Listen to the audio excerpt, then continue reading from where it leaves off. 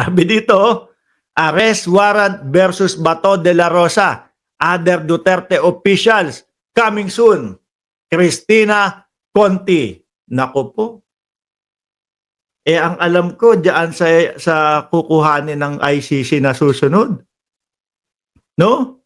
Si Bato at si Bungo.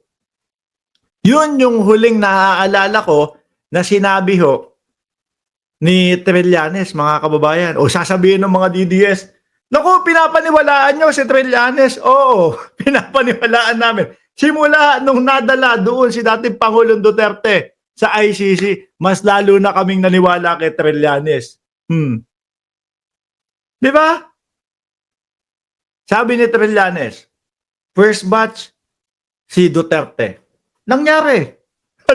Di ba? Oh, yung sabi ni Trillanes, sila Duterte, bata ng China. O sila Duterte, takot sa China. O nakikita natin. Di ba?